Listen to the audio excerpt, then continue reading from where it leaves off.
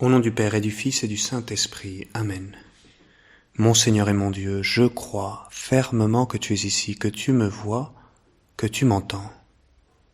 Je t'adore avec profonde révérence, je te demande le pardon de mes péchés et la grâce de faire avec profit ce moment de prière. Ma Mère Immaculée, Saint Joseph, mon Père et Seigneur, mon ange gardien, intercédez pour moi. Ne t'en fais pas, tu peux y arriver. Continue, persévère, tu n'es pas seul. Tu verras, les choses finiront par s'arranger. Tu vaincras. Combien de fois je me rappelle avoir dit cela et répété cela en essayant d'encourager une personne, et on peut être plus ou moins convaincu par ces paroles, et pourtant, ce ne sont pas des simples paroles d'encouragement creuses, du wish thinking, non? À force de vouloir, à force de me le redire et de le redire, ça va finir par arriver, je vais finir par y croire. Non, c'est plus que cela. Ces paroles sont vraies parce qu'au fond, elles ne font que répéter les paroles que le Seigneur a dit à ses disciples en les voyant au plus bas dans leur morale juste avant la Passion. Jésus leur promet la victoire. C'était lors de la scène, le jeudi saint, face à l'imminence de la Passion, à cette terrible tragédie qui est sur le point de s'abattre sur les apôtres, le Seigneur veut prendre soin de ses disciples et il essaie de leur remonter le moral. Et il leur dit cela, « Ne vous en faites pas, vous allez y arriver. » Et comment leur dit-il cela ? Il leur annonce l'envoi de l'Esprit Saint. La première fois, c'était dans le chapitre de Saint Jean 14. Il affirme que le Père enverra un autre consolateur qui sera là toujours à leur côté, prêt justement à les consoler de par sa présence. Un peu plus loin, il leur dit que le Père enverra en son nom l'Esprit de vérité qui leur enseignera tout, qui les éclairera pour faire le pas nécessaire dans une situation difficile. Et là, à présent, dans le passage que nous allons considérer dans ce temps de méditation, au début du chapitre 16, Jésus annonce à ses disciples que le fruit de son ascension au ciel, ce sera l'envoi de l'Esprit Saint, qui viendra leur redonner la joie de vie en Dieu, la joie des fruits issus de ces choses qui coûtent, mais qui sont vécues en Dieu. Bon, les apôtres sont pas totalement convaincus au début. La réalité de la Passion est si effrayante qu'ils n'arrivent pas à voir comment un bien pourra sortir de tout cela. À tel point que Jésus doit insister. Il vaut mieux pour vous que je m'en aille. Parce que si je ne m'en vais pas, le défenseur ne viendra pas sur vous. Mais si je pars, je vous l'enverrai. C'est tout un Dieu qui console ses disciples, qui les invite à lui faire confiance. Et les apôtres ont du mal à y croire. Au fond, ça me rassure, Seigneur, ça me rassure, Jésus. C'est rassurant de voir les apôtres réagir ainsi parce que, comme eux, il m'arrive bien souvent de ne pas comprendre la manière dont toi, Seigneur, tu veux agir dans ma propre vie, dans la vie des autres, dans le monde, dans l'histoire. J'ai du mal à faire confiance. Et toi, Seigneur, tu leur expliques que face aux difficultés, ils ne seront pas seuls, que l'Esprit Saint, l'Esprit protecteur, conseiller, défenseur, il est là auprès de nous pour cela, et qu'une force nous est donnée, et qu'une présence est là à nos côtés, et qu'il faut se tourner vers lui. C'est là le rôle de l'Esprit Saint. Quand il viendra, dis-tu, Seigneur, quand il viendra, il établira la culpabilité du monde en matière de péché, de justice et de jugement. En matière de péché, puisqu'on ne croit pas en moi. En matière de justice, puisque je m'en vais auprès du Père et que vous ne me verrez plus. En matière de jugement, puisque déjà le prince de ce monde est jugé. Le Seigneur nous dit que l'Esprit Saint viendra nous établir dans le bien, nous convaincre, dit littéralement le texte, parce qu'effectivement, nous avons besoin d'être un petit peu convaincus face à ces difficultés. Et même, on pourrait se dire, mais Seigneur, que veulent dire ces paroles quelque peu mystérieuses, convaincre le monde de justice, de péché et de jugement.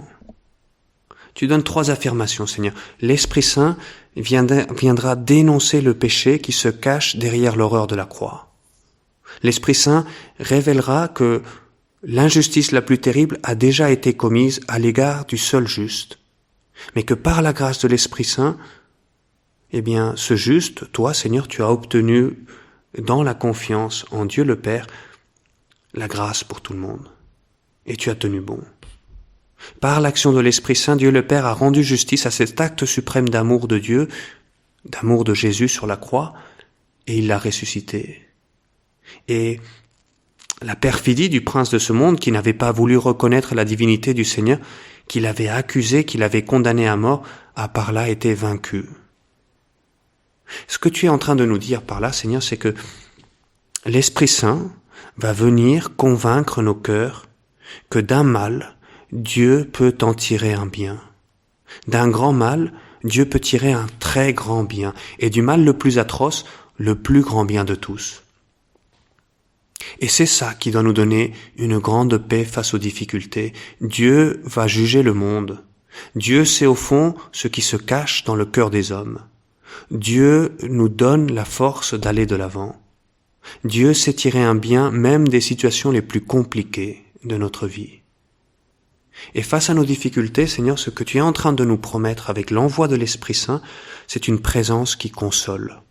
Un esprit qui dénonce le mal pour ne pas m'incliner, pour ne pas m'habituer, pour ne pas baisser les bras, pour continuer de lutter, et tu nous promets aussi une force pour vaincre le mal par le bien.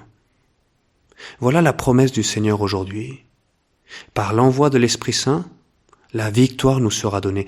Une victoire pas simplement intérieure, dans l'acceptation, dans la persévérance, dans la lutte qui me fait grandir en vertu, dans l'union à ton amour, Seigneur, mais une lutte qui serait que pour moi, non. Ça c'est vrai, mais c'est une victoire qui participe véritablement à la transformation du monde. La grâce se déverse dans le monde par ma lutte, par ma persévérance, par mon effort. Tu le dis, Seigneur, l'Esprit Saint convaincra les pécheurs de leur tort pour la conversion. Le diable et le mal seront ainsi vaincus dans le mal même qui sera supporté par les justes, qui sera porté par leurs prières. Et c'est pour cela que tu dis, Seigneur, il vaut mieux pour vous que je m'en aille, parce que si je ne m'en vais pas, le défenseur ne viendra pas sur vous. Mais si je pars, je vous l'enverrai. Eh bien, viens, Esprit Saint, viens me convaincre que cela vaut toujours la peine de lutter avec ta grâce, avec ta force. Et dans les moments difficiles, rappelons-nous des paroles de saint Paul, lui qui a si bien compris cette action transformatrice de la croix, de l'action de l'Esprit Saint dans l'âme, et qui pouvait affirmer face aux difficultés nombreuses de sa vie, oui, nous le savons, quand les hommes aiment Dieu, lui-même fait tout contribuer à leur bien, puisqu'ils sont appelés selon les desseins de son amour. Aimer Dieu, c'est-à-dire vivre de l'Esprit Saint, accueillir l'Esprit Saint, et alors tout, absolument tout, contribue au bien. C'est saint Paul. Saint Paul qui a vécu de nombreuses contradictions, qui a eu des difficultés innombrables, mais qui a vécu dans l'amour, dans la joie.